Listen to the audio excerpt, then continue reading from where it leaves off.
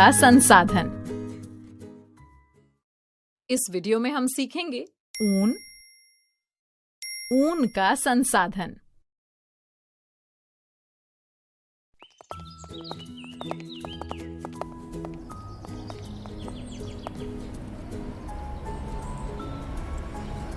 सवाली, अरे देखो, ये किसकी भेड़ है?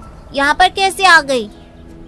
खोजी, ये महेश चाचा की भेड़ है। वे अपनी बहन के घर हिमाचल गए थे, वहीं से इसे लाए हैं। देखो तो जरा, इस भेड़ के शरीर पर तो कितने घने सफेद बाल हैं। सवाली, ऊन हमें भेड़ के बालों से मिलती है ना, तो यही होंगे वो ऊन वाले बाल।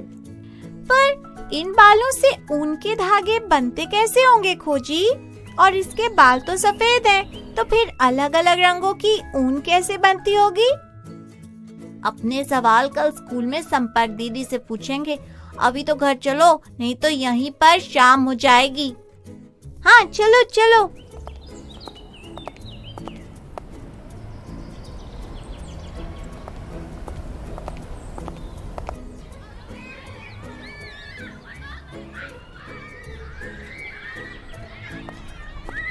खोजी, सवाली, तुम दोनों क्यों नहीं खेल रहे हो? क्या हुआ? कुछ नहीं हुआ संपर्क दीदी। आपको तो पता है ना कि सवाली के सवाल कभी खत्म नहीं होते, तो आज फिर से ये एक नया सवाल लेकर आई है। हम दोनों उसी के बारे में बात कर रहे थे। अच्छा, तो बताओ जरा, कौन सा नया सवाल है? फिर मिलकर खोजते हैं उसका जवाब। चलो बताओ। कल हमने एक भेड़ देखी दीदी, उसके शरीर पर घने और सफेद बाल थे। तो मुझे ये जानना था दीदी कि उन सफेद बालों से ही ऊन मिलती है ना? और ये भी जानना था कि ऊन बनती कैसे है दीदी। सवाल तो बहुत अच्छे पूछे हैं तुम दोनों ने। अभी तुम सब खेलो, भोजन अवकाश के बाद कक्षा में आ जाना, फिर हम इन्हीं सवालों के बारे में विस्तार से बात करेंगे। ठीक है दीदी।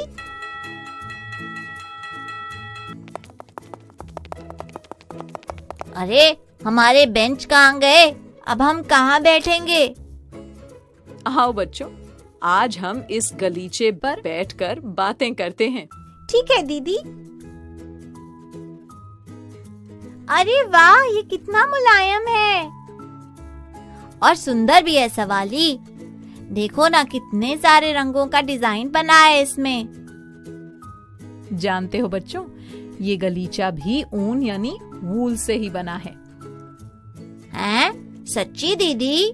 मुझे तो लगता था कि ऊन से केवल स्वेटर और कंबल बनते हैं। हाँ खोजी, ये भी ऊन से ही बना हुआ है। दीदी, ऊन का धागा भी तो रेशों से ही बनता है ना?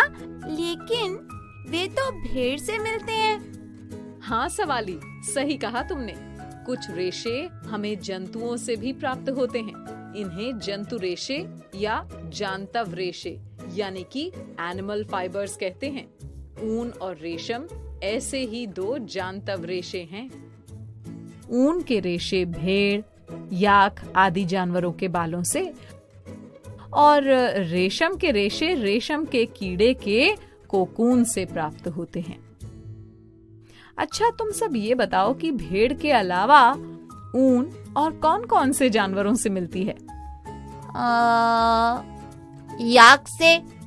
बच्चों, भेड़ और याक के साथ साथ ऊंट और बकरी के बालों से भी ऊन प्राप्त की जाती है। सचमुच दीदी? बकरी से भी ऊन मिलती है क्या? हाँ खोजी, लेकिन वो कुछ खास नस्ल की बकरियां होती हैं, जैसे जम्मू कश्मीर के पहाड़ी क्षेत्रों में पाए जाने वाली अंगोरा बकरी से अंगोरा ऊन मिलती है। कश्मीरी बकरी से पश्मीना ऊन मिलती है, जिससे प्रसिद्ध पश्मीना शॉल बनाई जाती है। हाँ दीदी, मेरी माँ के पास भी है पश्मीना शॉल। एक और बात बच्चों, जिस प्रकार हमारे सिर के बालों की अपेक्षा शरीर के रोएं अधिक मुलायम, पतले और हल्के होते हैं ना, उसी प्रकार भेड़ के शरीर पर भी दो प्रकार के रेशे होते हैं। कौन कौन से प्रकार के रेशे दीदी? एक तो उनकी दाढ़ी के रूखे बाल और दूसरे उनके शरीर पर स्थित तंतु रूपी मुलायम बाल। ऊन के धागे तो उनके शरीर के मुलायम बालों से बनते हैं ना दीदी? सही कहा सवाली। जानते हो बच्चों, ऊन उत्पादन के लिए हमारे देश के विभिन्न हिस्सों में भेड़ों को पाला जाता है। पहाड़ी राज्यों के साथ साथ कुछ मैदानी राज्यों में भी भेड़ों का पालन किया जाता है। कौन कौन से राज्यों में भेड़ों का पालन होता है दीदी? जम्मू और कश्मीर, हिमाचल प्रदेश, उत्तराखंड, अरुणाचल प्रदेश, सिक्किम के पहाड़ी क्षेत्रों और हरियाणा, पंजाब, राजस्थान, गुजरात के मैदानी भागों में गडरियों द्वारा भेड़ों के झुंडों को पाला जाता है। उन भेड़ों को क्या खिलाया जाता है दीदी? बच्चों, भेड़ें शाकाहारी होती हैं और वे घास तथा पत्तियां खाती हैं। इसके साथ ही भेड़ पालक उन्हें दालें, मक्का, ज्वार तथा खली आदि भी खिलाते हैं। जानते हो बच्चों, कुछ भेड़ों के बालों से अच्छी गुणवत्ता की ऊन प्राप्त होती है। ऐसी भेड़ों का उपयोग अच्छी नस्ल की भेड़ों को जन्म देने के लिए किया जाता है। इसे वर्णात्मक प्रजनन यानी सिलेक्टिव ब्रीडिंग कहते हैं। वर्णात्मक प्रजनन का अर्थ है चुनकर प्रजनन करवाना। समझ रहे हो ना? हाँ दीदी। पता है बच्चों, भेड़ के बालों को एक लंबी प्रक्रिया के द्वारा धागों में परिवर्तित किया जाता है। कैसी प्रक्रिया दीदी? भेड़ों से ऊन प्राप्त करने की प्रक्रिया।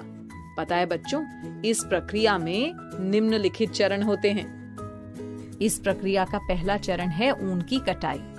इस चरण में भेड़ के बालों को त्वचा की पतली परत के साथ उतार लिया जाता है।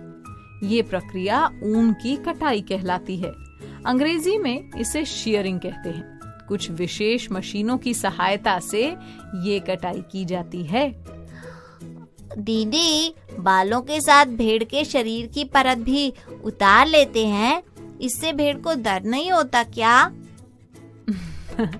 नहीं खोजी, भेड़ की त्वचा की ऊपरी परत अधिकांशतः मृत कोशिकाओं से बनी होती है, इसलिए भेड़ को दर्द नहीं होता। एक बात और बच्चों, ऊन को अक्सर गर्मी के मौसम में उतारा जाता है ताकि बालों के सुरक्षात्मक आवरण के न रहने पर भेड़ को कठिनाई ना हो। हाँ दीदी, ठंड के मौसम में बाल काटने पर तो भेड़ को ठंड लगेगी ना? हाँ सवाली। अब दूसरे चरण अभिमार्जन के बारे में जान लेते हैं बच्चों। अभिमार्जन, इसमें क्या होता है दीदी? बच्चों, अभिमार्जन का अर्थ है साफ करना। कटाई के बाद रेशों को टंकियों में डालकर अच्छी तरह से धोया जाता है ताकि उनकी चिकनाई, धूल और गंदगी को साफ किया जा सके। इसे अभिमार्जन यानी स्काउरिंग कहते हैं। आजकल अभिमार्जन के लिए मशीनों का भी प्रयोग किया जाने लगा है। इसके बाद कौन सा चरण आता है दीदी? बच्चों, अभिमार्जन के बाद अच्छे रोएदार रेशों को उनकी लंबाई, चिकनाई और हल्केपन के आधार पर अलग अलग कर लिया जाता है। इसे छटाई यानी सॉर्टिंग कहते हैं। फिर क्या होता है दीदी? छटाई के बाद धागे का निर्माण किया जाता है। इसमें सबसे पहले रेशों को सुखाया जाता है और छोटे छोटे कोमल व फूले हुए रेशों को छांट लिया जाता है, जिन्हें बर कहते हैं। ये वही रेशे होते हैं जो कभी कभी स्वेटर पर निकल आते हैं। हाँ दीदी, मेरी पुरानी स्वेटर में भी बर निकले हुए हैं। इनको छांट लेने के बाद दोबारा ऊन का अभिमार्जन करके उसे सुखाया जाता है और धागों के रूप में उसे काट लिया जाता है। इस प्रक्रिया को कताई यानी स्पिनिंग कहते हैं। अगले चरण में क्या होता है दीदी? बच्चों, भेड़ और बकरियों से प्राप्त ऊन अक्सर काले, भूरे या सफेद रंग की होती है। उस ऊन को विभिन्न रंगों में रंगा जाता है। इसे रंगाई यानी डाइंग कहते हैं। ओ, इसका मतलब कि रंगाई करके ही अलग अलग रंगों की ऊन बनाई जाती है। हाँ सवाली। और फिर रंगाई के बाद आता है अंतिम चरण, जिसमें रेशों को सीधा करके सुलझाया जाता है और फिर लपेटकर ऊनी धागा बनाया जाता है। अंग्रेजी में इसे रीलिंग कहते हैं।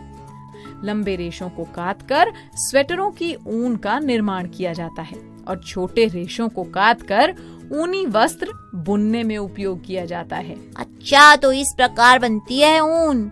ये प्रक्रिया तो बड़ी रोचक है। हाँ खोजी, सही कहा। पता है बच्चों, रेशों से ऊन प्राप्त करने की इस पूरी प्रक्रिया को ऊन का संसाधन कहते हैं। अंग्रेजी में इसे वूल प्रोसेसिंग कहते हैं। इन रेशों से कौन कौन से वस्त्र बनते हैं दीदी?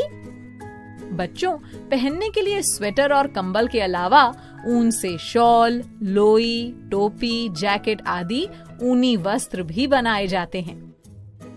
इसके साथ ही कालीन, गलीचे, पांवदान तथा अन्य घरेलू सामग्रियों को बनाने के लिए भी ऊन का उपयोग किया जाता है।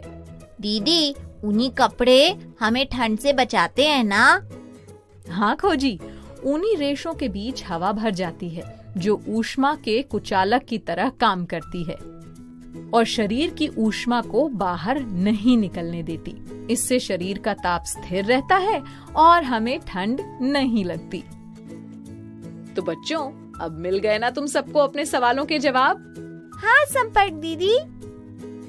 यानी कि अब मैं अपने सवाल पूछ सकती हूँ। हाँ दीदी, पूछिए ना। अच्छा, ये बताओ कि ऊन हमें किन किन जानवरों से प्राप्त होती है? दीदी, ऊन हमें भेड़, याक, बकरी और ऊंट आदि जानवरों से मिलती है। शाबाश। अच्छा, तो अब ये बताओ कि ऊन का संसाधन किसे कहते हैं? ऊन के रेशों से ऊनी धागों को प्राप्त करना ऊन का संसाधन कहलाता है दीदी। बिल्कुल सही। अब ये बताओ कि ऊन संसाधन की प्रक्रिया में कौन कौन से चरण सम्मिलित हैं? पहला है कटाई और दूसरा अभिमार्जन। हाँ, अभिमार्जन। उसके बाद तीसरा है छटाई, फिर चौथा रंगाई और अंतिम चरण है धागा निर्माण। शाबाश बच्चों, अब तुम रेशों से ऊन प्राप्त करने की पूरी प्रक्रिया को अच्छी तरह से समझ गए हो। तो अब मैं चलती हूँ, फिर मिलेंगे कुछ नई जानकारियों के साथ। ओके बच्चों, बाय बाय बाय। बच्चों, अब मैं जाती हूँ, कल फिर मिलने आती हूँ। इंग्लिश में अब होंगी बातें, मैथ सीखेंगे हंसते गाते। पहेली, किस्से और कहानी सुनना अब तुम मेरी जुबानी। बात पड़ी है सीधी सीधी, मैं हूँ आपकी संपर्क दीदी। आपको ये वीडियो देखकर मजा आया ना? अगर आप इस वीडियो से संबंधित अन्य संसाधन जैसे कि अन्य वीडियो, गतिविधियां, क्विज इत्यादि देखना चाहते हैं तो अभी डाउनलोड करें संपर्क स्मार्ट शाला मोबाइल एप्लीकेशन। और हाँ, अगर आपको ये वीडियो अच्छा लगा हो तो इसे जरूर लाइक करें। और भी नए नए वीडियोस देखने के लिए सब्सक्राइब बटन पर क्लिक करना न भूलें। मिलते हैं बहुत जल्द YouTube और संपर्क स्मार्ट शाला ऐप पर।